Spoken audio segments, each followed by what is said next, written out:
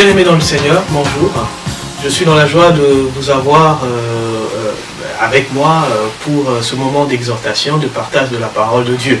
Et je suppose que vous êtes probablement chez vous à la maison ou dans un lieu, dans une famille en visite et vous avez l'occasion d'écouter la parole de Dieu. Et raison pour laquelle je profite, pour ceux qui ne me connaissent pas, pour me présenter. Je m'appelle Fabrice, mais je suis pasteur à Bruxelles, donc pasteur Fabrice Gassana.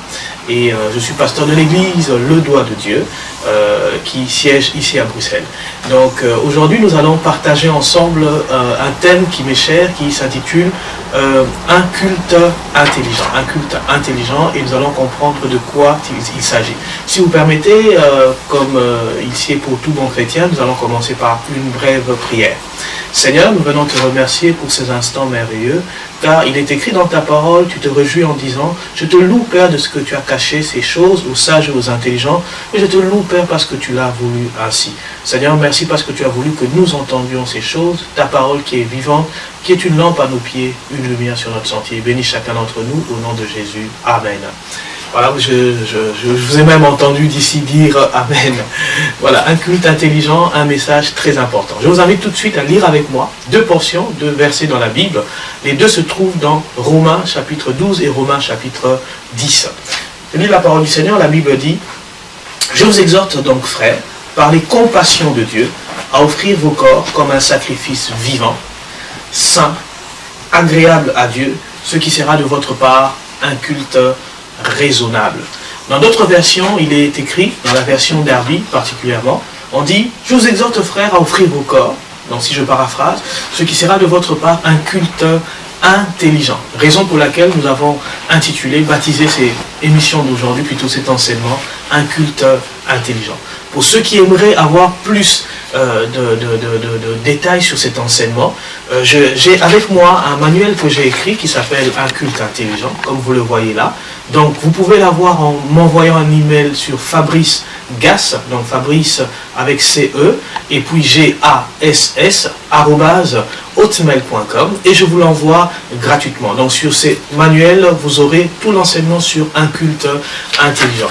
Donc ici, l'apôtre Paul est en train de nous dire, frère, il faudrait offrir votre corps à Dieu pour que le culte soit intelligent. Comme nous l'avons en général dans plusieurs versions, un culte raisonnable. Mais j'aime bien cette manière de présenter les choses de Darby en disant un culte qui est intelligent. Ô combien nous, chrétiens, nous offrons à Dieu des cultes et des sacrifices sans intelligence. Alors passons maintenant au deuxième texte qui se trouve dans Romains, chapitre 10, toujours dans le même Romains, chapitre 10e. Au début du passage, et l'apôtre Paul est en train de parler d'une manière qui m'a fort affecté le jour où je suis tombé sur ce passage. Il dit ceci, « Frères, le vœu de mon cœur et ma prière à Dieu pour eux, c'est qu'ils soient sauvés. » Il parle des Juifs. Il désire, c'est son vœu qu'ils soient sauvés. « Je leur rends témoignage qu'ils ont du zèle pour Dieu, mais sans intelligence. » Extraordinaire.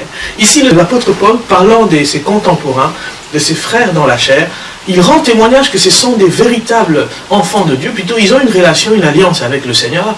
Malheureusement, ils ne sont pas sauvés. Et encore un autre problème, pourquoi ils ne sont pas sauvés, c'est qu'ils ont simplement du zèle, mais ils n'ont pas d'intelligence. L'intelligence est une chose très importante dans notre marche avec le Seigneur. Vous allez le comprendre d'après, c'est dans l'enseignement que nous allons suivre. Imaginez-vous quelqu'un qui fait beaucoup de choses pour Dieu, mais que Dieu n'agrée pas cela. Et c'est cela, c'est qu'on appelle le zèle amer, le zèle sans intelligence, le zèle sans réflexion. J'espère pour toi, mon bien-aimé, ma soeur, mon frère, ce n'est pas ton cas.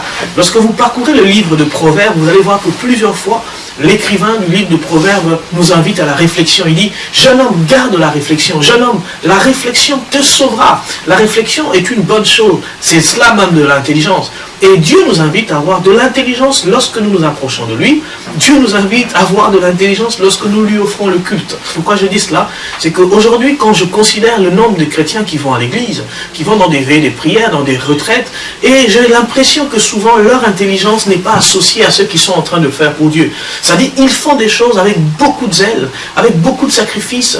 Ils perdent leur temps, pas le temps, mais ils mettent même de leur argent, leur patrimoine, ils se sacrifient, mais leur réflexion ne va pas avec. Et la Bible dit, je t'invite à offrir un corps vivant devant Dieu, un sacrifice vivant, ce qui sera de de ta part plutôt un culte intelligent. Voici dans ce manuel dont je vous ai parlé, je propose 6 sous-thèmes ou 6 chapitres où on parle de ce culte intelligent.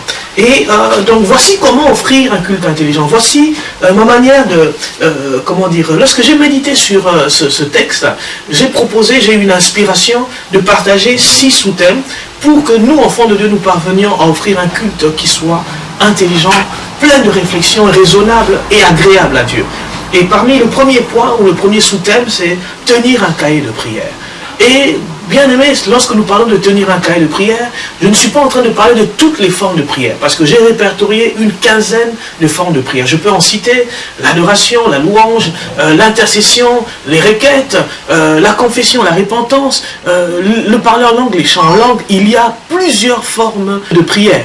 Et ici, je ne suis pas en train de parler d'un culte où nous sommes en train d'offrir toutes les formes de prière, mais je parle spécialement de la prière où nous sommes en train de faire des requêtes, où nous sommes en train de demander quelque chose de spécial à Dieu. Et par là, je comprends que lorsque nous demandons à Dieu, nous attendons à quelque chose, nous avons besoin d'intelligence. Et pour nous organiser dans notre culte de tous les jours, nous avons besoin d'abord d'avoir un cahier de prière. Tenir un cahier de prière, cela veut dire quoi? C'est avoir un cahier sur lequel nous écrivons notre demande. C'est-à-dire, nous mettons sur le cahier la requête que nous avons présentée devant Dieu. De telle manière que jour après jour, nous pouvons revenir dans ce cahier pour refaire la même prière et voir si Dieu nous a exaucés, et nous pouvons même mettre notre exaucement. Vous savez que parmi nous, nous enfants de Dieu, nous pleurons beaucoup devant le Seigneur, mais le Seigneur nous exauce et nous avons même oublié que nous avions demandé cette chose à Dieu. Et si nous tenons un cahier de prière, cela nous aide aussi à avoir de temps d'action de grâce. C'est-à-dire qu'en relisant ce cahier, nous pouvons voir, ah, Dieu a été avec moi en 2013, Dieu m'a exaucé en 2009, Dieu va encore m'exaucer puisqu'il l'a fait en 2007, et ainsi de suite. Combien parmi nous se rappellent de ce que Dieu leur a accordé en 2005? Combien parmi nous se rappellent de ce que Dieu leur a accordé en 2010?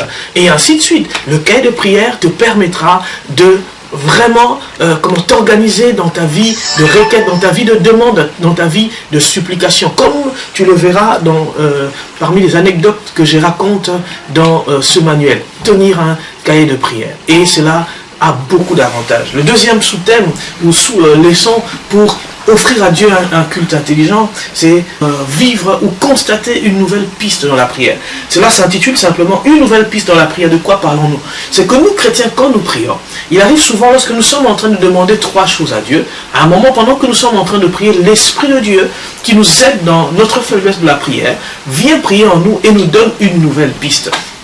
En d'autres termes, c'est pour dire que nous ne devons pas être focalisés absolument sur la chose que nous sommes en train de demander, parce qu'à un moment, l'Esprit de Dieu peut venir agir puissamment en nous et nous montrer une nouvelle piste. Comme vous le verrez encore, il y a plusieurs anecdotes que je raconte dans ce manuel. Vous êtes invités simplement à être sensible à l'Esprit de Dieu. Dans ton cahier de prière, tu as plusieurs sujets pour le mois de mai, par exemple, qui va arriver, parce que nous sommes au mois d'avril 2015, au mois de mai, au mois de juin. Tu peux avoir ton cahier pour ce mois-là, et tu es en train de contempler, de considérer plutôt ce que tu demandes à Dieu. L'Esprit de Dieu vient agir. Et voilà, la troisième leçon, c'est un régime spirituel. Dans le régime spirituel, j'ai constaté que nous, enfants de Dieu, nous avons 2 sortes ou 2 états spirituels. Le premier, j'appelle l'hypertension spirituelle. Le deuxième, c'est l'hypotension spirituelle. Souvent, nous, enfants de Dieu, nous passons de l'hypotension spirituelle à l'hypertension, et à un moment de l'hypertension spirituelle à l'hypotension. L'hypertension spirituelle, c'est un moment, par exemple, nous sommes en retraite, nous sommes en jeûne, et ainsi de suite. L'hypotension spirituelle, c'est lorsque nous sommes sans activité spirituelle, sans communion avec Dieu. Oh, le Seigneur n'aimerait pas que nous soyons tout le temps en hypertension et même jamais en hypotension. Le régime spirituel, c'est seulement un enfant de Dieu qui est capable de considérer, de planifier intelligemment sa vie chrétienne, de peur qu'il soit dans les excès et dans les extrémités.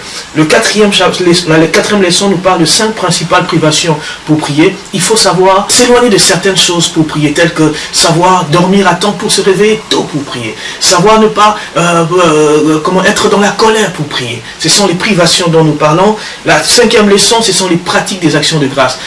Les actions de grâce, c'est le cachet que nous ajoutons à notre prière. C'est-à-dire, lorsque nous avons fait notre prière, nous terminons toujours par l'action de grâce, comme Jésus le faisait, comme l'apôtre Paul le demande. Et la dernière leçon, c'est manifester et expérimenter l'exaucement. Lorsque vous lisez la Bible, vous allez voir que nous sommes capables de participer, de collaborer aux exaucements. Comme Élie, lorsqu'il était sur la montagne, il attendait la pluie, venu, il a prié à un moment. Quand il a vu le nuage, il a annoncé, enfin la pluie arrive. Il a arrêté de prier. Bien souvent, nous voyons des chrétiens qui prient pendant que l'exaucement est déjà arrivé. Un culte intelligent. Voici les quelques leçons que j'aimerais simplement vous partager. Et je nous invite à vivre dans cette réalité. Offrez à Dieu un culte intelligent. Que Dieu vous bénisse là où vous êtes. Marchez intelligemment et le Seigneur ne manquera pas de vous bénir.